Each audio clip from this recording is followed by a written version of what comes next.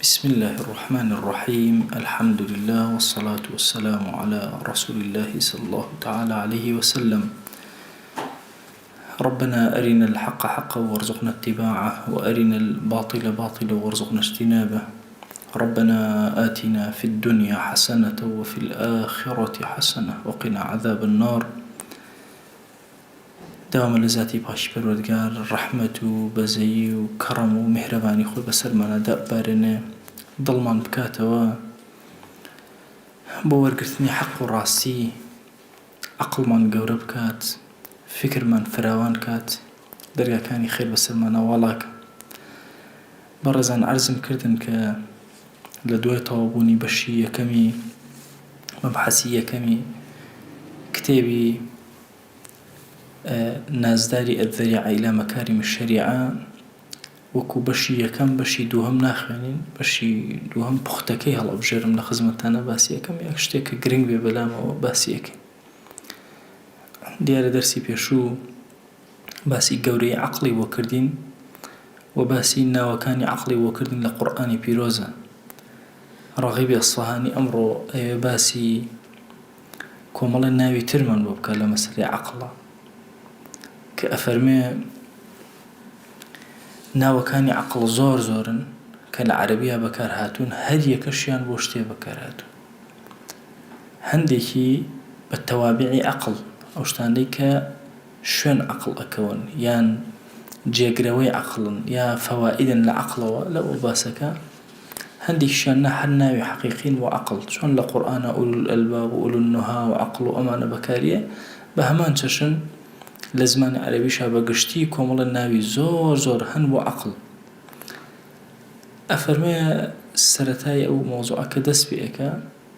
باسی دوو بابەتی زۆر گرنگ ئەکا لە عەقڵە کە عیلمی لۆژیک و مەنتیق هەر هەموو لەسەر ئەو دوو بابەتە دامەزراوە. هەموو فکری ئێمە یان عەقڵی ئێمە ئەگەر بین سەیری بکەین لە ڕوانینێکی عەقڵانیەوە،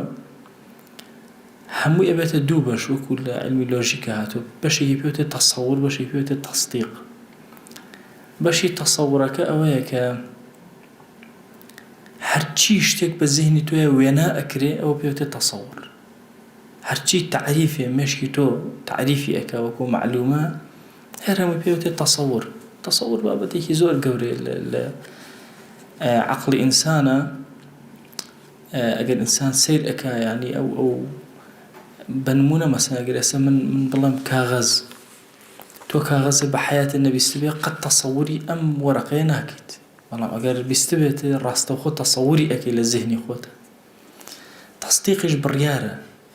هەرچی شتێک لەم سەر زەویە هەیە ئینسان بڕیاری لەسەری هەیە. خۆی گەورە ئاوای دروست کردووە عەقڵ. طبعاً بۆ تەصدیق یعنی خۆی یعنی بەس بەشە باشەکە یعنی بەڵێکردن، بەڵام نەخێری ژەر تەصدیقە فەرق ناکە. هەرچی بڕیاراتە مێشک ئەڵێ باش یان نا، بووە نەبووە چی، ئەو بڕیارەی کە عەقڵەیدا هەمووی لە بابێکە پێوتێ تەصدیقات، و هەرچی دەلیلی عەقڵی هەیە ئینسان نێنێتەوە هەر لە بابی تەصدیقاتە جێگە ئەبێتەوە. بۆیە سوبحان الله خۆی گەورە ئەم عەقڵەی بە تۆ داوە، یعنی ئەم عەقڵە ئەتوانێ شتی نەزانراو بزانێ. کۆمەڵە شتی ناسیوە، کۆمەڵە شتی نەناسیوە بەڵام ئەزانێ. بەنمونە ئەگەر ئێمە مەسەلەن سلێمانیمان بینیوە بەڵام بۆ نمونە ئەستەمبوڵمان نەبینیوە، کاتێک کە باسی ئەوەکەین ئەڵێ ئەستەمبوڵ تۆ یەکەم جارە ABC نازانی مەسەلەکە چی، ئەڵێ کاکە شارە تۆ وەکو سلێمانیەتە پێشچاو یا وەکو بەغدایەتە پێشچاو، ئەڵێ گەورەتر. کاتێک کە ئەڕۆی سەیرەکەی لەمان زۆر گەورەتر، بەڵام مهم تەسەوورێکی شارەکەت کردووە. ئەگەر بڵێن شێر تۆ قەت نەتبینیوە بەڵام ئەزانی جۆرەکە لە حیوانات و بەو شێوازێ و ڕەنگێکت یا فیل ڕەنگێکەوە باسەکەن شتێکەوە باسەکەن لە زیهنی تۆ نزیکە بێتەوە. بۆیە سوبحان الله خۆی گەورە وهای کرد ئەگەر ئێمە ئەگەر لطفی خوا نەبووایە، نعمەتی خوا نەبووایە بەسەرمانەوە، ئیلا هەموو شتێوە بیبینین ئینجا بیناسین، ئەزان چەندمان و ئەبووین. ئەخەو تۆ ناتوانانی گردون هەموو بناسی. جارێکانێ میسری هاتوون بۆ ئێرە قسەیەکی زۆر خۆشیان کرد لە مەزارەکەی ئێرە، وتیان کاکە ئێوە هەڵەبجە بناسن بە جیهان، خۆ ناتانەوە یەکەیەکە خەڵکی جیهان هەمووی بێ سەیری هەڵەبجە بکە ئینجا بیناسی، کتێبتان هەیە، ڤیدۆتان هەیە، چی هیچمان نەبوو تەبەن. تابێ ئەو شتانتان هەموو هەبێ بیدەن بە خەڵک بڵاویکەنەوە لە جیهانە، ئەبێ لەو ڕۆژە لە هەموو جیهانە کارکەن نەک لە هەڵەبجە. ئێوە چیەکەن لە هەڵەبجە لە ڕۆژی 16 بڕۆن بۆ جیهان بەعالەی بناسێنن خۆ ناکرێ هەموو جیهان لە 16 بێتە هەڵەبجە و هەر جارێ مەجموعەیەک و بیناسێ ئەگەر خوای گەورە لطفی نەبووە لە تەسەووراتی ئینسانە کە مەجهولی پێ ئەناسێ بە معلومات مەجهولات ئەناسێ وەڵڵا ئینسان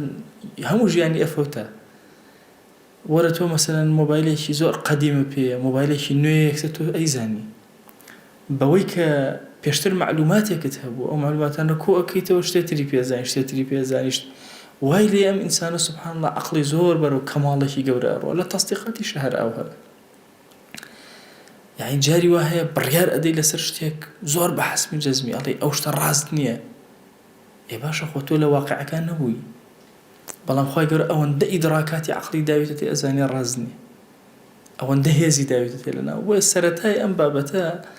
لەم بابەتەوە دەست پێ ئەکا ڕاغبی ئەسفەهانی کە ئێوە پێمان بڵێ عەقڵی ئینسانەکان هەر هەموو یان خانەی بیری ئینسانەکان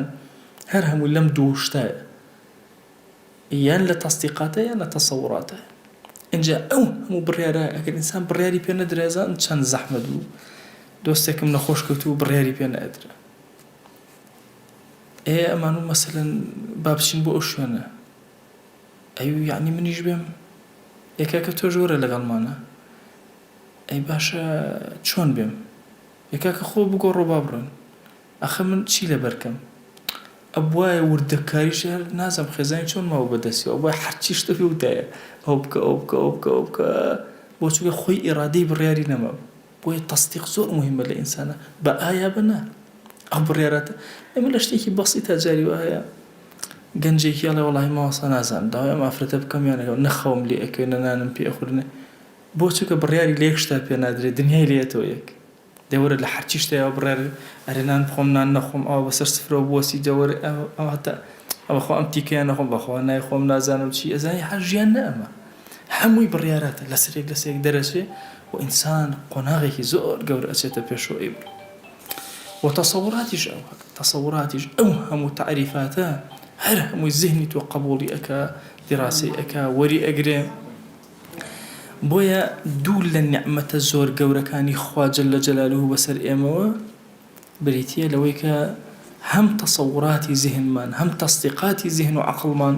هەردووکی زۆر دوو نیعمەتی زۆر گەورەی ڕەب العالەمینە بەسەرمان ناوەکان زۆر زۆرن کە ڕاغبی ئەسفەهانی باسییانەکە ئەفەرمێ هەندێک فەرمویانە دیڕایەت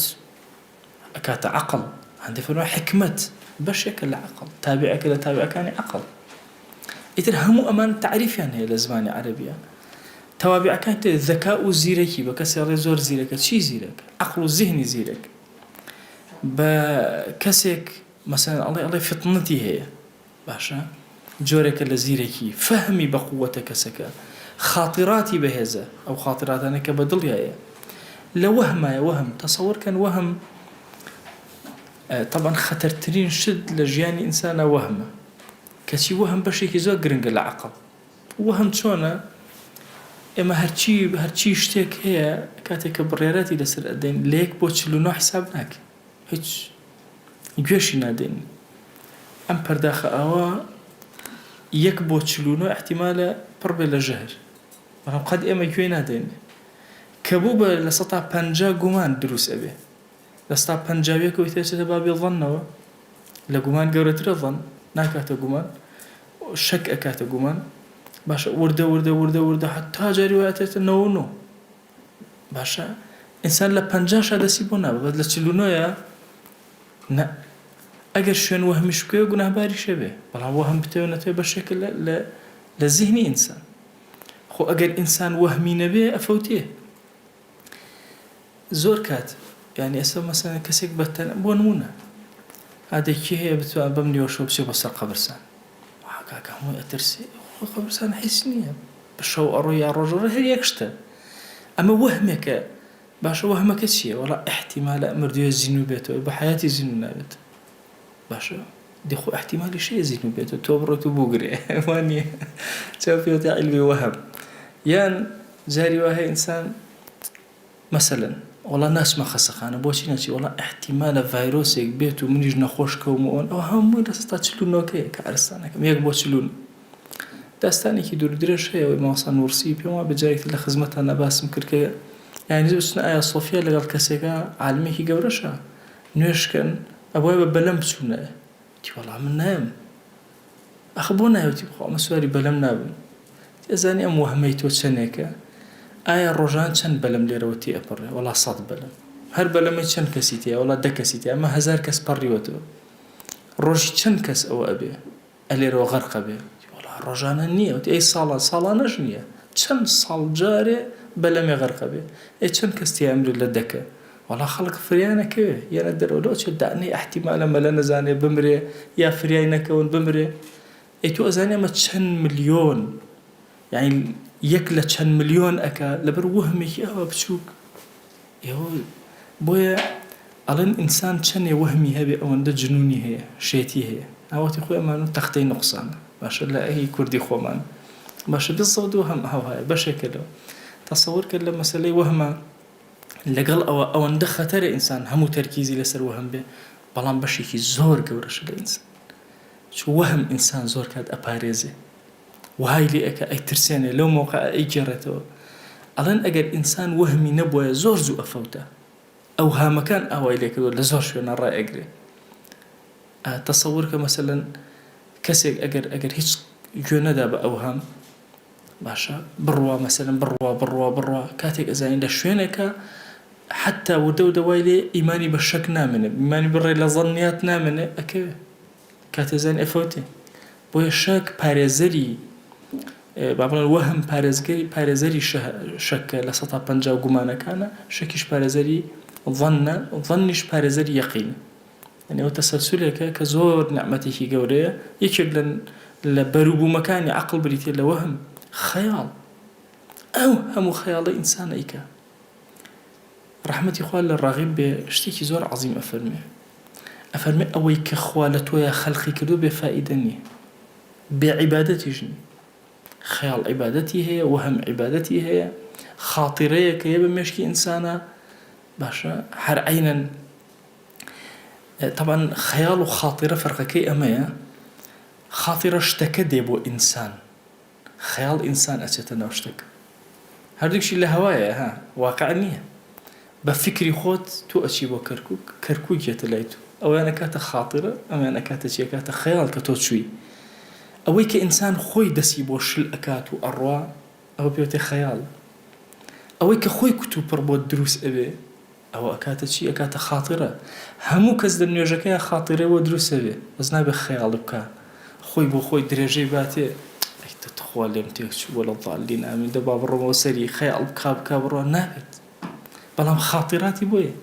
ئیمامی عومەر ڕەزا ڕەحمەتی خوای لێ نوێژی ئەکرد خاتیرەیە هاتە دڵی کە جێشەکە فڵان کەس لا بە فڵان کەس بخاتە شوێن ئەلێوە هجوم نەکەن لێوە هجوم بکەن دوای فەرمووی قد جمع الله لي الصلاة والجهاد لە بوخاری شەریفە هاتوو خوای گەورە نوێژ و جیهادیشی بۆ کۆ کردووە چکە خاتیرە خۆی هات نەک ئەم خۆی چوو بە دوایە عینەن یەکێکتر لە ناوەکان بریتێ لە ئەو شتێکە پێوتە بەدیهە هەندێک شتێ لە ئینسانە فکرکردنەوەی ناوێ بیرکردنەوەی ناوێ پێوتە بەدیهی لە ئینسان مثلا الإنسان مثلا علمه بوجوده هەموو ئینسانە خۆی ئەزانێ خۆی وجودی هەیە ئەمە پێویستی بە فکر نییە بیرکاتەوە ئەرێ بزانم هەم نیم هەر خۆت دەزانی هەیت ئەم بەشە بەدیهیە طبعا بديهيات زور لحياة إنسان بديهيات تصوري هي تصديقي هي اكتسابي هي هندك لبديهيات كان كلا إنسان هي بأوي خويني يعني هسه مثلا مناڵێکی ملەتی کورد بێنە پیرێکیشی بێنە باشە لە مشکە یەکسەر سڵەمینەوەیەک ئەکات بەینەمە مشک خۆی بۆ خۆی چییە ئین تا تۆ سڵەمینەوەی لێ بکەی بەڵام تازە ئەمە چییە ئەمە لە فکری ئەمە بۆتە بەدیهی یعنی تازە تەواو دەلیلی ناوێ خۆ ئەگەر دەلیلی بوێ بە دوای دەلیلا بگەڕێ ئەتوانێ بوەستێ ئەنی تەسەوورکەن ئەمە هەر هەمومان ئەڵێن چی ئەڵێن چای خەڵوز زۆر خۆش باشە باش چای خەڵوز لەگەڵ هی غازە فەرقی چی لە ڕووی عەقڵی ئەگەر سەیریک سەیرەکەی زۆر فەرقێکی وەها نابینی ئەی ئەگەر بێت و لەوە چ تۆ بڵێ وەڵا بۆنی دارەکان نەگرێت جا خۆ جاری وای بە خەڵوز لێتدا خەڵوزەکە بۆنی نییە مەسەلەن لەوە چ جۆری ئاگرەکە تەئسیرێ بکە فعلا باشە بەڵام خەڵوزی جاری وایە بەهێزە جاری وایە لاوازە خۆ ئێماڵێن چا ئەگەر ئاگرەکەی لاواز بێ باشترە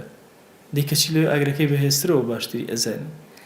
بۆیە هەندێک شت هەیە وردە لای تۆ ئەبێتە شتێکی بەدیهی لە حەقیقەتیشە بەدیهی نیە بۆیە بەداهەت لە ئینسانە یەکێکە لە نیعمەتەکانی خوا لە عەقڵە کە زۆر شت هەیە دەلیلی نایە بیرکردنەوەی نایە ئیشەکەشی ئەڕوا خۆ ئەگەر وردی کاتەوە حتا لەسەر وجودی خۆی ئەزانن ئەگەر یەکێک لە نەخۆشیەکان لە زمانی ئیبن سینا کە دروست بوو ئەڵێ یەکێک لە ئەمیرەکان خۆی لێ بوو بە مانگە ئەڵێ ئەیوت کاکەم تەواو من گوێرەکەم و تەواو ئێتۆ تەسەور کە مەسەلا ئەمەی لە چیەوە بۆ دروست بووە باشە لە تێفکرین لە چیەوە لە بەدیهەتەوە ئەوە بەدیهیە کە تۆ وجودت هەیە ئینسانی بەڵام جاکی ئەڵێ من ئینسانم بۆیە فکرەیەکە بوو لە سۆفەستائیەکان فکرەکەیان ئەوا بوو طبعا عنادیان لە هەموو شتێکە ئەکرد حتى عنادیان لە وجودی ئینسان ئەکرد وردە وهای لێ هاتبوو پێیان وتنە عنادی و عنەدی باشە عنەدی و عندی باشە ئەوەندە عنادیان ئەکردنەوە لەنەوە عنەدی هەموو شتێکی ژیانی بەخۆلەوە چ لە نەزەری تۆیە تۆ ئینسان بی لە نەزەری منە ئینسان نی حتى ئەوەی کە بەدیهیشە بۆ تۆ باشە ئەگە تێفکرینی زۆر بکەی باشە بەرەو ئاخارێکی تر تەبە بۆیە بەداهەت خۆی بۆ خۆی کە لە نیعمەتەکان هەموو کەیس هەموو خەبەرێک کە تۆ ABC هەموو ظنێک کە یەت هەموو قیافەیەک حتى مەسەلەی کەهانە و عەرافە طبعا ئەمانە هەواڵن لە ئەسڵا بەشێکە لە بەشی عەقڵ یعنی هەموو ئینسانێک حەز ئەکا بزانێ مستەقبل چۆنە یا شتانێک لە ماضیە لە دەستی داوە چۆن يعني عرافة چۆنە يعني کەسێک ها فەرمێ من ئەتە كاهنا أو عرافا لحديثك كاهن وعراف فرقكان شيء كاهن شتي لما دوات بي الله عراف شتي لما بيرش بي الله أما جوازك يعني للزمان عربية مثلا تو شي بولا كسي قال فلان شتم لي ونبو بزان نازن يوم شتي بيرشو اللي أبرسي وكاس عراف الله بزان آيندم شو نبي أو كاهن أو جوازك يعني العربية دخو أو دو بشهر دو كان لعقل إنسان داخوازي هي هر بشك لعقل إنسان بيركرنوا إلى آينده سيركرني بيشكيه وتفكري ندي بوي هردوك أبيت بابتك جرين لعقلي تويا بوي عقل هر أماني بلن والله فضيلتك جوريه همو بشكاني عقل فضيلتي هي بوي كاتك مسألة قيافة طبعا قائفة كان ببشتسري إنسانة بوي بيت قائف ببشتسري إنسانة أنزاني أم كسال لتشوى شيك وكو فحسكاني DNA وأماني إستا هرب بشكل كسكا أنزاني ببني بيا أنزاني كاتك أسامة رضي الله عنه جماني ل زيد جماني لأسامة دروز بكا منالي خويتي ينا الروايتك على زيد رشو أسامة سبي على خوي جماني لدروز بوتي وقال له شيء منالي من النبي پیغمبری خدا صلی الله علیه وسلم هات هر دوکانیان دا پوشی بس قاچیان بدرو کسی که هنا قائف بو وتی شاهدی ام لبردم خویا ام قاچ سپیلو قاچ رشه باشه او بچی بعقل درکیات عقلی چون انسان لعقله سبحان الله ناسي نوي كسكان جارو او منالك بيني الله بو خو عمل وشي فلان كذا هو بشك لقائفيت لذهني تويا يتر همانا ايشي لسر كدو بهز بو همانا لاوازه باشه دركناك بەڵام دیقەت ئەدەی مەسەلەن دوو خوشکە بینی ئەزانی خوشکی یەکترن ئەمە چی ئەو دەرکی قیافەی عەقڵی تۆیە کە دەرک بەوە ئەکا کە ئەزانێ ئەم دوو کەسە لە کەسێک یا جاری وایە هەستەکە لە عەشیرەتێکن ئەمە بەخوا ئەمە لە کورد دەچێ لە بەغا جاری وایە لەنا ئەو عالەمە دانێ لە دوورەوە بینێ لە بەخواوە کورد کەسێکی کورد دەرەچێ ئەو بەشی قیافەی عەقڵی تۆیە کە محاولە ئەکا بۆ دۆزینەوە و سەرناسی لە کوردیە پێڵێن سەرناسیەکان باش ئەیناسی ئەوە هیچیە ئەوە هیچیە و چۆن نظر تفكرين رأي دربرين تدبير كردن هر يكيك لأم أساساً چند تدبيراتك لمالي خومانا لجياني خومانا هم أوان نعمتي عقلا أو هم تدبيراتك بوجيان يعني تدبيرات لجلو برقوا حتى شوازي مالك حتى شوازي برودك هم مشتك بياسا أتبروا أو هم ياسا دانيد أو هم كاريخ أو أنا هم يبشكن العقل هم نعمتي زور قوري رب العالمين بسرمانا ولا مسألة عقلا همو فكرەیە کە بە زیهنی تۆیا دێ هەموو لەبەرکردنێک کە لەبەری ئەەکەی هەموو گەیاندنێک کە بەلاغەیە لە شوێنی خۆیان قسەی مناسیبەکەی طبعا بەلاغە لەگەڵ فەساحە جیاوازەکەی ئەمەیە فەساحە هەر قسەکەت جوان بێتە قەیناک بەس بەلاغە ئەبێ بۆ مناسبەکەش بشێ بۆ نمونە مثلا ولكم في القصاص حياة أو آتك أو بري فصاحتي تي كسيك به هاتو لما جيسيك أي الصلح كأم آيات أخوانته أم آيات باسيوك يعني بيكوجنو باشا ألين كاكا دابزاني آياتك لشوين أخوانا وبليغ نبو بلام لو بري قوتي فصاحتي شابو بويا أكري إنسان حتى بلاغتي خوێندنەوەی ئەو مەجلیسە بۆ قسەکردنی ئەخۆ نابێ ئینسان هەر قسە بکە جوان سەیرەکە مرۆڤەکان مەجلیسەکە بایی چەندێکە کام قسە دابەزێنێ کام قسە دانەبەزێنێ وی ئیمامی عەلی ڕەزا و ڕەحمەتی خوای لەوێ لە فەرمایشتەکەی بوخاریە فەرمووی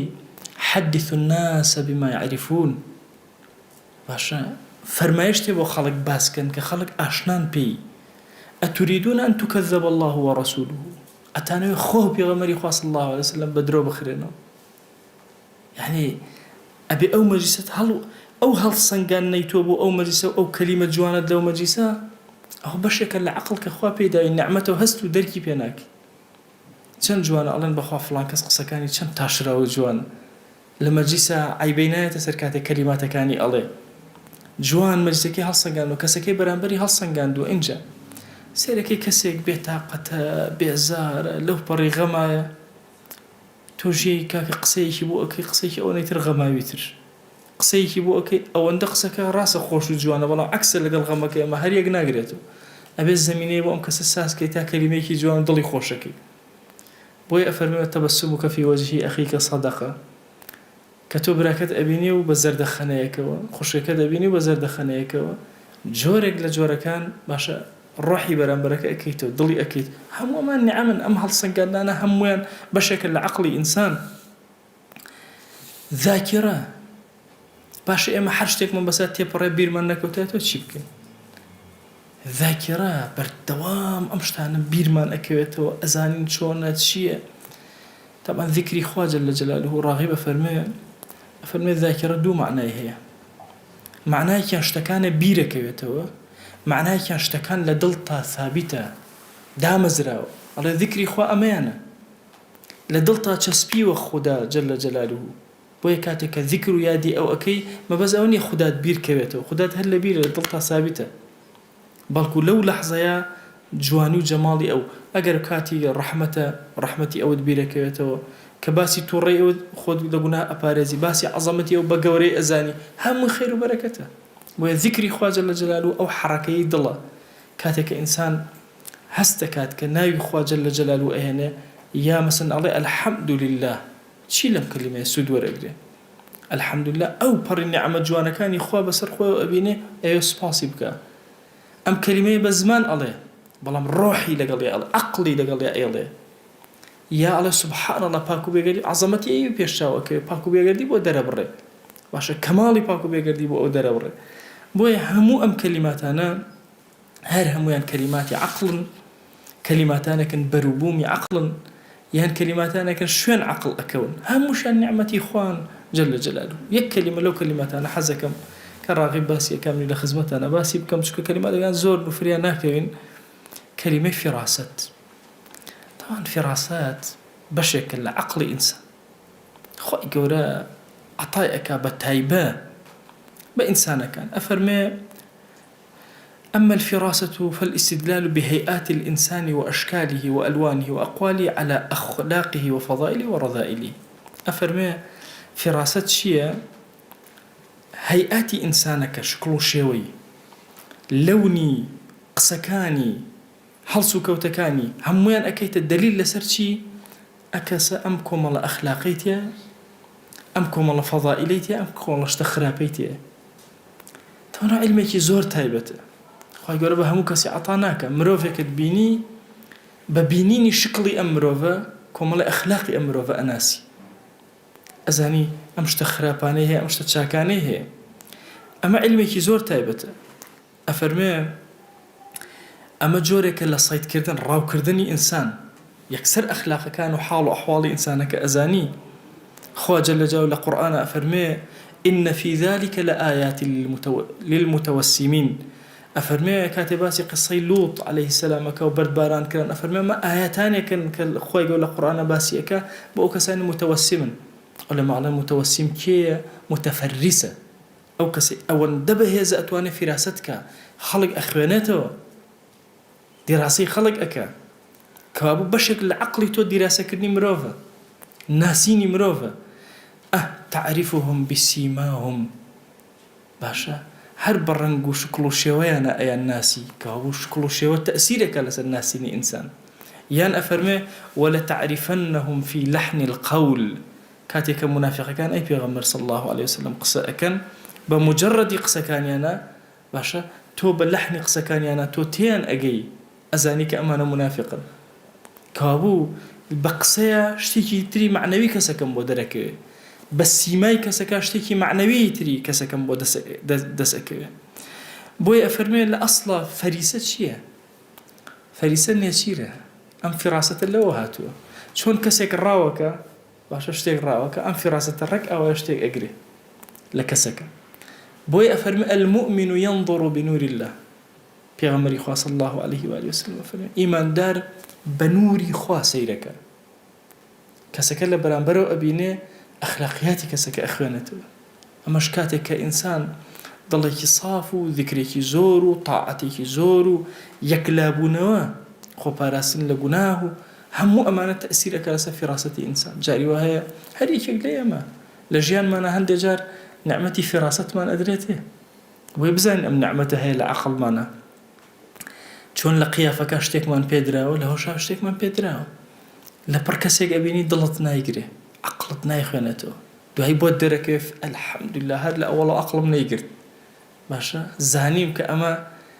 إلا خلالك أو تخلك دركوت أو بشكل فراستي تو خو أجر أما إيشي لسركي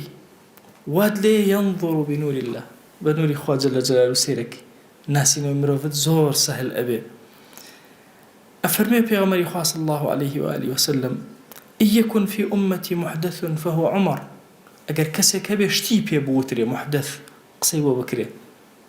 كي إمام عمر الرضا رحمة الله أم جمعي باس سيدنا معاوية مكرت وتما فضائلي سيدنا معاوية هيج نبي هيج إلا أو نبي إمام عمر كردي بأمير الشام 5 صال كسك خاوني فراست كسك محدث ملهمي أم أمته 5 صال كسك لشوينة كدابني لخرائمية أواني كطعن لإمام معاوية أذن أخوان بعقل ترزان لإمام عمر أوان محدث يا إمام عمر كاتي أم كساتي اللي ودأني وفضيلة إمام معاوية زور قوري إمام عمر كلواني كمحدثة ملهمي أم أمتي بيغمري خاص الله عليه وسلم لفرماشك فرمي لو كان نبي بعدي لكان عمر أوان دا إلهامي بقوة أوان دا بنوري خاسرك أجر بيغمبري بدوا ما بي عمر أبي رضي الله تعالى عنه ومحويل الشعرك يا فرمي كأول ثانية وثاني شرف يا لو كان أول يعني كخليفة إمام أبو بكر شرفي بثانية كالقرآن فرمي ثانية 2 إذ هما في الغار ثاني شرف يا لو كان وتي لو كان نبي بعد لكان عمر بويا عمر يكون خطابي يتكلم ملهم كان يم أمته كلو كسانيك كأنما قصيب أكري أم محدثة زور قوري كأنما ضلي أو ندرشنا نوري خويتي باشا كأنما كلمات شون جوازي مثلا فراسة لقل أنبياء راغبي أصلاني فرمي وحي وغير أنبياء فراسة خوا كأنما اشتي أخات ضليتو عقليتو بران بركاني بي أناسي مروف ناس در أشي أفرمي هيجي كيك لبيغمبران نبوة وما كان لبشر أن يكلمه الله إلا وحيا أو من وراء حجاب يا وحيك بوي أنيري يا من وراء حجاب اشتيبو أنيري دي هند جار وحيك الراستوخو يا لريكسيك وبوي دي أفرمي ما خاصي بيغمبران عليهم الصلاة والسلام بلام غيري بيغمبران إلهام ديتنا ودالله كان يانا أبيت فراسة لتشاوى كان يانا زو اشتو كسايتي أنا سنو أخوان نوا بشيكي زوريان رؤياي الصادقة أبينا شاو كان نقش أبي فراستي هندكز لخواه فراستي هندكز هل بينين حقيقية أفرمي جورك لفراسة رحمتي خواه بوتنير جورك يجور دودة بعلم فيري شو إنسان خواه يقول عقلي وهادرس كردو دائما عقلي تعليمي هي زيادة وأفرمي جاري وهي إنسان فراستي سرەتایی ژیانی هیچ نییە، مناڵێکی بچووک هیچ فراسەتی نییە، بەڵام دوایی وردە ئەزانێ کام ڕەفیقە خراپە، کام چاکە، کام چۆنە، باوکو دایک پێڵێن لەگەڵ ئەوە مەگەڕێ، قەناعەتی نییە، بەڵام دوایی وردە خۆی تەجروبە پێ ئەکە لەگەڵ هاوێنەی ئەویشان ناگەڕێ نەکەر ئەو. بەڵام ئەمە چیە؟ ئەمە جۆرێکە لە فراسەتی تعلیمی، بۆی ئەفەرمێ بەشێکی سەناعەیەکی متعلمە ئینسان وردە فێری ئەبێ، و بەشێکیشی ئەو فراستێکە کە خوا جەل جەلاله خۆی بۆ خۆی عەتای ئەکا و ئەیخاتە دڵەوە بەهۆی ئەو تەقوا و خواناسی و دینداریەوە کە ئینسان هەیەتی. مەسەلەی ڕؤیا یعنی لە قورئانە کاتێک کە دیقەت ئەدەی مەسەلەی خەو، وەکو ڕاغب ئەفەرمێ تەبعاً بەشێک لە گرنگی عەقڵی ئینسان بریتە لە خەوەکانی، دەی ئەفەرمێ دیقەت بدە لە مەسەلەی فراسەکە، مەسەلەی ڕؤیەی ئینسانە کە بە فراست دەستیەکەی وڵە پێغەمبەران عەلەیهیمو الصەلاة والسەلام. پێغەمبەری خوا صلی الله عليه وسلم لە غەزوەی بەدرە خوا جەل جەلاله لە خەوا پیشانیا بوون، کافران کەمن و ئەمان زۆر، ئەفەرمێ ئەگەر ئەمە نەبوایە نەتوانی شەڕەکە بکەن، بەڵام ئەو کەمکردنەوەیان لە پێش چاوی تۆ ئەی پێغەمبەر صلی الله عليه وسلم لە خەوا و بە سەبەبی نەسرەتتان بە بچووک سەیرتکردن گوێت نەدایە، ئەگەر نا تۆ هیچ شەک و تەقەمەرێکی باشت نەبێ و 300 و ئەوەندە کەسی بەرامبەر 1000 و ئەوەندە ئەو چۆن ئەکرێ؟ تۆ هیچی پێ نەبێ ئەو هەموو شتێکی پێبێ، بەڵام خۆی گەورە خۆی تەقدیرێکی کردبوو. یان ئەبینی ئیبراهیم عەلەیهی السەلام خەو ئەبینێ، خەوێک بڕیار ئەدا ڕۆڵە لە خەوما بینیمە ئەنی ئەذبەحوکە، کەچیە بڕیاری ئەم خەوە جێبەجێەکە کە بۆ خەو بۆ پێغەمبەران وحیە و دلیل لەسەر ئەوە. یا یوسف عەلەیهی السەلام یا ئەبەتی ئینی ڕەئەیت 11 کەوکەبەن، ئەمەم بینیوە لە خەوما، باش ئەبێتە بەشێک لە حیاتی ئەو بەشێک لە ژیانی ئەو بەشە بۆ پێغەمبەران عەلەیهیمو الصەلاة والسەلام ئەو هەیە، ئەی باشە ئەی بۆ ئینسانەکانی تر غەیری پێغەمبەران ئەفەرمێ بەشێکە لە فراستیان، بەشێکە لەو نعمەتەی کە خوا دایەتی بە عەقڵی ئینسان. ئەزانی چەند خەو هەیە لە بیر ئەچێتەوە، ئەوشە ڕەحمەتە، چەند خەو هەیە ئەبێتە غەم بەسەر دڵتەوە، چەند خەو هەیە ئەبێتە ڕەحمەت و بەرەکات بەسەر دڵتەوە. بۆی ئەفەرمێ مەسائلی خەو سەیری شخصەکە ئەکرێ، سەیری کاتەکە ئەکرێ، سەیری شوێنەکە ئەکرێ کە خەوەکەی تیا بینیوە، سەیری سەلاح و ناسەلاح ئەکرێ.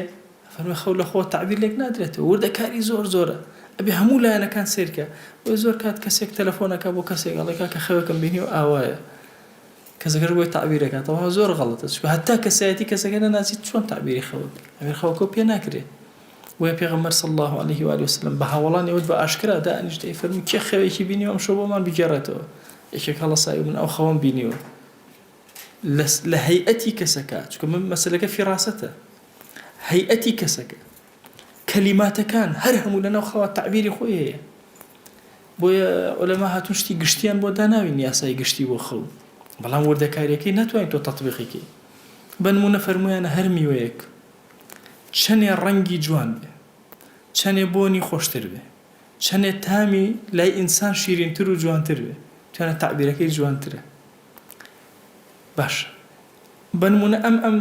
خەوێکت بینیەوە بە سێوێکەوە، بەڵام مەوسیمەکە مەوسیمی سێو نییە، ئەزان چەند تعبیرەکە یەکسەر ئەگۆڕێ، با سێوەکە جوان بێ. حەج لە خەوە مەوسیمی حەجە تۆ سەفەری حەجێکی ئەوەمە فەرموویانە چی؟ وتیانە ئینشاءڵڵا حەجە بە قسمەتە بێ. کاتەکە کاتی حەج نییە، تۆ خەوت بینی حەجتە کرد، فەرموویانە ئەم کەسە سەفەرێکی ناڕەحەتی ئێتە ڕێ، چون کاتەکە کاتی حەج نییە، چونکە حەج ناڕەحەتی دێتە ڕێ. سەفەرێک ئەەکەی بەڵام سەفەرەکەت خەیرە، تووشی خەیرە، بەڵام ناڕەحەتی ژەویت ئاگات لێبێت. تاوە سیر کە تعبیرەکە کاتەکە چۆن ئەیگۆڕ. نەفەرێکە فەرمێ ئەگەر بانگی دا لە خەوە، ئەگەر ئەهلی بانگ بوو زۆر بەرزە بێتەوە لای خوا، ئەهلی بانگ نەبوو حایە ئەچێ فەسح بێ. تەسەوور کە ئەوەندە تعبیرەکەی گۆڕ لە شەخصە. ئەمە تەبان ئەمە کە ئارستانەکە مشتی گشتیە، لە قەواعیدی گشتی خەوە مهم بەشێک لە فراست ڕەبطی لەگەڵ چیە هەیە؟ لەگەڵ خەوە هەیە. بەشێک لە علمی ئەلفاظ ڕەبطی لەگەڵ چیە هەیە؟ لەگەڵ خەوە هەیە. کابرای هاتووە لای ئیبن سیرین زنوقی چوو بوو، وتی کورە فریا بکەوە، حیاتی لێ بڕابوو، وتی کورە بە قورئانەوە چەند جارە خەوە بینم کورە ئەچم ئەی هاوار ئەچم میزەکەم بە میحرابی مزگەوت، هەر زنوقم چوو ناز چی بکەم، وتی بێخەم بە یەکێ لە کوڕەکانە بێتە قورئان خوێنێکی زۆر چاک و لە میحرابە ئەمێنێتەوە. هاتەوە سەر خۆی کابرا ئەگەر ڕاهی چوو بوو، چونکە خەو بەشێکە لە غەم، بەشێکە لە فەڕەحیش بێ عەینە شێواز. بۆیە دیقەت بدەن فراست کەلیمات، یعنی کەسێک خەوێکی بینیوە ناوی کەسەکە زۆر خۆش و جوانە، یان کەسێکی بینیوە لە خەوەکە ناوی کەسەکە لە خەوەکە خۆشە، ناوی بینیوە کەسەکە ناوی درۆزنە بۆ نمونە مەسڵ، ناوی لصە، ناوی سارقە،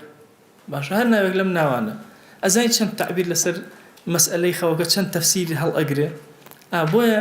هەم بەشی فیراست لە ناو خەوە، بەشی ئەلفاظ لە ناو خەوە، هەمووی الرؤيا الصادقة في غمر صلى الله عليه وسلم فرمي جزء من 46 جزءا من النبوة. يعني أجر بيتو پیغمبرایەتی بکەیتە 46 چەند ساڵ پیغمبرایەتی کردو پیغمبر صلى الله عليه وسلم؟ چەند ساڵ؟ 23 بکە بە 2 بەشەوە 6 مانگ ئەکاتە چەند 46. ئەفەرمێ بەشێکە لە 46 چونکە 6 مانگی یەکەمی پیغمبرایەتی وحی بەخەو هەر خەوێکی ئەبینی. عائشە دایکمان ئەگەڕێتەوە فەرمووی وەکو بەرەبەیان چۆنیەتە دی ئەوە هاتە دی خەوەکان. 6 مانگی یەکەمی وحی تەمەنەوەیکە لە ئەسراری ئەو فەرمایشتە پێغەمبەری خوا صلی الله عليه وسلم جبرائیلی نەبینی، بەڵام هەموو خەوەکانی صادق بوون، ئەیزانی بەرەو قۆناغێکی سیر ئەڕوا، هەموو خەوەکانی وەکو خۆی دەرەچوو. دوای ئەوە جبرائیلی بینی، واتە سەرەتای وحی بریتی بوو لەچی جزء من 46 جزءا من النبوة. أجر عمري پیغمبر صلى الله عليه وسلم عمري پیغمبرایەتی پیغمبر صلى الله عليه وسلم بکەیتە 6 مانگ کاتە 46 6 مانگی ڕێکی هەموو وحیەکە بەچی بوو بەخەو. بۆی ئەو فەرمایشتە باسیەوەکە کابوو بەشێک بۆ پێغەمبەران عەلەیهیمو الصەلاة وەسەلام خەو وحیە. بۆیە ڕاغیبە فەرمێ ئاگاتان لێبێ ئەگەر بەحەسەبی قورئان، طبعا ڕاغیب زۆر دیراساتی قورئانی عەزیمی، ئەڵێ بەحەسەبی قورئان سەیری خەوەکانی ناو قورئان کەین، خەوی پێغەمبەران عەلەیهیمو الصەلاة وەسەلام لە مەرتەبەی یەکەمایە خەوی مەلیکەکان. بۆیە پاشای وڵات خەوی بینی ئەبێ زۆر غەمی بخۆ. داستانی یوسف عەلەیهی السەلام بەشی خەوی یوسف خۆیەتی، بەشی خەوی مەلیک. اینجا عامەتی خەڵک بەشەکەی تر دوو کەسە لە سجنە و لە تەنگەلانی و لە ناڕەحەتیایە. بۆیە ئەفەرمێ پلەی دووهەم لە خەوە بۆ تەفسیرکردنی و تەطبیقکردنی کە لە بەشی فیراسەتا زۆر گرنگە بریتێ لە خەوی مەلیک و گەورە پیاوان. هەر خەوێ ئەبێن نابێ بە سوک سەیریکەن، ئەبێ بچن بە دوایە بگەڕن بزانن چێ سر و نهێنێکی تێ. ئەفەرمێ بە تایبەتی مەلیکەکان بەشێک لە نبووەتیان پێدراوە. طبعا نبووات بەشی ڕۆحی ئینسان و بەشی دنیای ئینسان هەردووکی تێ. بەشی دنیاکەیان پێدراوە بە مەلیکەکان، بەشی ڕۆحیان نەدراوەت. بۆی ئەفەرمێ هەر خەوێکیان بینی ئەبێ بە وریایی سەیریکەن، بچن بگەڕن بە دوایە تعبیریکەن، هەوڵ بدەن حتا لەعل لەوە ئەچێ ئەوە دەرچەیەکی زۆر گەورە بێت لای خۆ بۆ ئەو مەلیک. خۆ ئەگەر ئەو خەوەی مەلیکی میسر نەبوایە لەوە چێ جیهان تووشی گرانێکی و قات و قوڕێکی زۆر گەورە بووایە. یان ئەگەر ئەو خەوە نەبوایە یوسف عەلەیهی السەلام ڕزگاری نەبوایە. زۆر بابەت لە خۆی ئەگرێت داستانی بڵێن یوسف عەلەیهی السەلام لە سوورەتی یوسف. هەموو ئەمانە کە ڕاغیب ئەیە بۆمان باسکە ڕەزا و ڕەحمەتی خوا بەسەریا دا ببارێ و ڕۆحی لەم کاتانە لە هەموو کاتەکانی ئاسوودەتر بێت. هەموو ئەمانە ئەیە پێمان بڵێ خوا زۆر نیعمەتی داوە بە ئێمە تەنها ئەڵێن هەموو جارێ لە بینی خۆمانە ئەلحەمدولillah خوا نیعمەتی عەقڵی داوینەتێ. ئەی ئەو هەموو ناوەی تر، ئەی ئەو هەموو بەرووبوومەی عەقڵ، ئەی ئەو هەموو جوانکاری عەقڵ، کورەمانە هەمووی نیعمەتن. هەموو زەڕەیەکی بیرکردنەوەی تۆ وەرە بەس ئەگەر بیت سوپاسی نیعمەتی خوا بکە لەسەر عەقڵ. الحەمدولillah شتم لەبیر ناچێتەوە. الحەمدولillah ئەو شتانەی کە ئەیبینم ئەتوانم شتی تری پێ بناسم. الحەمدولillah ئەتوانم قسەکەم، ئەتوانم واقع هەڵسەنگێنم، ئەتوانم خەڵک هەڵسەنگێنم. ئەبینم کەسێک ئینکاری ئەکا، باشە من ئەسم تەئکیداتی بۆ ئێهێنم، باشە تاکو قەناعەتی پێ ئەکەم. ئەمە عەقڵ ڕێگەی ئەمەی دای. ئەگەر ئەمە نەبووە نەمان ئەتوان یەکتریش حاڵیکەین. بۆیە ئێمە لەناو نعمەتێکی زۆر گەورە ژیان بەسەر ئەبێن کە نعمەتی عەقڵە. ئەوەندەش پەلوپۆی هەیە عەقڵ بەڕاستی بە دەرس و 2 دەرس و 3 دەرس و 10 دەرس تەواو نابێت. بەڵام حەزم کرد ئەم بابەتە خۆی کەمێ وشکە، هەم کەمێ تەڕی کەمەوە، هەم کەمێ کورت و پوختی کەمەوە لە خزمەتانە، هەتا وەکو ئەم نعمەتە گەورانە فەرامۆژ نەکەین و سوپاسیان کەین. خۆی داوات لێ ئەکەین بە ناوی جوانت، بە سیفەتی بەرزێ، بە ئیسمی عەظەمت. دەروەکانی خێر بەسەرمانە بکەرەوە یا ئەکرەم الئەکرەمین. دڵمان ثابتی دینەکەت کە یا رب العالمین. خۆی بە ئیسلامەوە بمانژێنە، بە ئیسلامەوە بمان مرێنە. یا ئیلاهی داوات لێ ئەکەین برحمة بزي خود بإسلام وزندو من كر إلهي لجر سيبري الله پیغمبر صلى الله عليه وسلم حشر منك إلهي خوشويستي دڵی ئێمە بگەێنە پێغەمبەر صلى الله عليه وسلم یەک ناومان لە خزمەتیا بێنە سەلامی ئێمەی پێ بگەێنە سەڵەواتی خۆت بەسەری ئادا ببارێنە یا ئیلاهی داوا لێ ئەکەین بە ڕەحمەت و بەزەی خۆت سوپاسێکت ئەکەین بە ئەندازی جەلال و جەمالی تۆ سوپاسێکت ئەکەین بە ئەندازی گەورەی و ڕەحمەتی تۆ یا ئیلاهی داوا لێ ئەکەین بە ڕەحمەتی خۆت لێمان خۆش بە عەفومان کە گوناهی زۆرمان کردووە یا ئیلاهی خەجاڵەتین بەڵام بەخوا ئەزانین پەروەردگارە هەر عەفومان ئەکەیت و عەفومان ئەکەی زۆر کات دەست ئەبێن بۆ گوناهانێک چاومان لە ڕەحمەتی تۆیە ئەزانین تۆ لێبوردەی ئەزانین عەفومان ئەکەی چۆن مناڵێک هەڵەکان ئەکات و ئەزانەیە دایک و باوکی لێ ئەبورێ هەر دەست درێژی ئەکا بۆ هەڵەکان ئێمەش وهامان لێ هاتووە یا ئیلاهی داوا لێ ئەکەین بە گەورەی خۆت عەفومان کە لێمان خۆش بە بەزەی بەسەرمان ئەببارێنە قبوڵمان کە لای خۆت یا رب العالمین ئیلاهی گرفتمان زۆرە کێشەمان زۆرە مشکلەمان زۆرە لەم دنیا تۆ خۆت خاوەنی دنیای خاوەنی ئێمەی خاوەنی دڵمانی پێمان عەتاکە یا رب العالمین ئیلاهی داوا لێکەین ئەوەی پێویستمانە پێمان عەتاکە ئەوەی بۆ دین و ژینمان باشە پێمان عەتاکە دەرو خێرمان لێ بکەرەوە یا ئیلاهی دڵمان ئارام کە ماڵمان ئارام کە ژیانمان ئارام کە ڕۆحمان ئاسوودەکە ئیلاهی داوا لێکەین بە ناوی جوانت بە صیفەتی بەرزە بە ئیسمی عەظەمت کەڕەمی خۆت بەسەرمانە ببارێنە یا ئیلاهی عەفوی خۆت بەسەرمانە ببارێنە یا ئیلاهی داوا لێ ئەکەین بە ڕەحمەت و بەزەی و کەڕەمی خۆت لەلای خۆت لەلای صدیقین یا ئیلاهی ناوەکانمان تۆمار کە یا رب العالمین ئیلاهی داوا لێ ئەکەین لە مەلەی عەلا باسی ئەم جەمعی ئێمەکە ناومان بێنە یا رب العالمین ئەگەر شایستەش نەبین شایستەمان کە یا ئەکرەم الئەکرەمین بەخوا پەروەردگارە ئێمە نەخۆشین و هاواری شیفا بۆ لای تۆ ئەهێنین هەرچی نەخۆشی مادی و معنەویمان هەیە شیفامان بۆ بنێرە یا ئیلاهی ئێمە گونەهبارین و هانا بۆ لای تۆ ئەهێنین هەرچی گوناهێکی ئاشکرا و پەنهانمان هەیە عەفومان کە ئیلاهی ئەو نەخۆشیانەی پێمان زانی و پێمان نەزانی و عەفومان کە ئەو نەخۆشە مادی و معنەویانە زانی و مانەیان نەمان زانیوە یا ئیلاهی داوا لێ ئەکەین بە گەورەی خۆت شیفامان بۆ بنێرە یا رب العالمین خوای گیان زۆر دەردمان هەیە زۆر گوناهمان هەیە هەرچی ئەکەین خۆمان پێ قوتار ناکرێ گیرۆدەی نەفسی بەدکاری خۆمانین گیرۆدەی دەستی شەیطانین وا خەریکە لە جەنگێکی زۆر گەورە شکست ئەهێنین یا ئیلاهی داوا لێ ئەکەین بە گەورەی خۆت بە ڕەحمەتی خۆت تۆ خۆت سەرپەرشتیمان کە ڕەحم بەسەرمانە ببارێنە قبوڵمان کە لای خۆت لە گوناهەکان ڕزگارمان کە شیفای گوناهەکانمان بنێرە عەفو بۆ گوناهەکانمان بنێرە یا ئیلاهی داوا لێ ئەکەین بریندار بوون بە گوناهەکان هانامان هێناوە بۆ لای تۆ ئەی ئەو کەسەی سپاردە زایە ناکەی وا خۆمان سپاردەی تۆ کرد ئیمانمان سپاردەی تۆ کرد یەقینی خۆمان سپاردەی تۆ کرد عەقیدەی خۆمان سپاردەی تۆ کرد دینداری و خواناسی خۆمان سپاردەی تۆ کرد زایەمان مەکە یا ئەکرەم الئەکرەمین خوای گیان قەت سپاردە لای تۆ زایە نەبووە ئێمەش لەم زەمەنی فیتنا زایە مەکە یا ئەکرەم الئەکرەمین بێحاڵین بێکەسین یا ئیلاهی فەقیر و داماوی بەردەم دیوان و خانەی تۆن یا ئیلاهی هانامان بۆ لای تۆ هێناوە دوعامان قبوڵکەی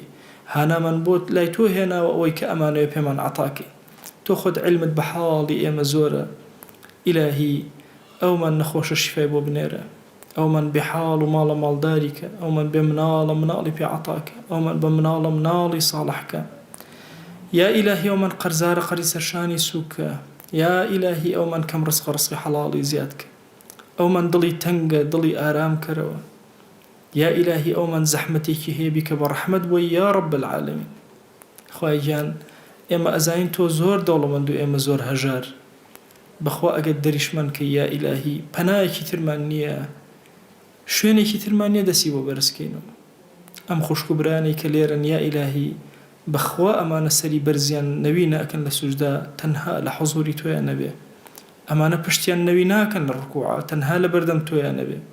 ئەمانە دەسی زەلیلی دوعا بەرز ناکەنەوە تەنها لە حوزوری تۆیان نەبێ دەیا ئیلاهی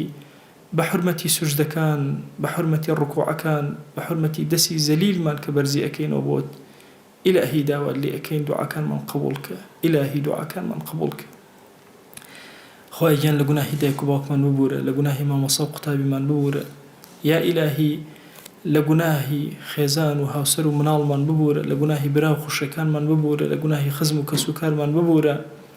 یا ئیلاهی هەر کەس پیاوەتێکی بەسەرمانەوەی لە گوناهی ببوورە. یا ئیلاهی هەر کەس مافێکی بەسەرمانەوەی لە گوناهی ببوورە، مافمان بەسەر هەر کەسەوەی لە گوناهی ببوورە. ئیلاهی ئەوەی غیبەتی کردوین عەفوی کە، غیبەتی هەر کەسمان کردو عەفوی کە.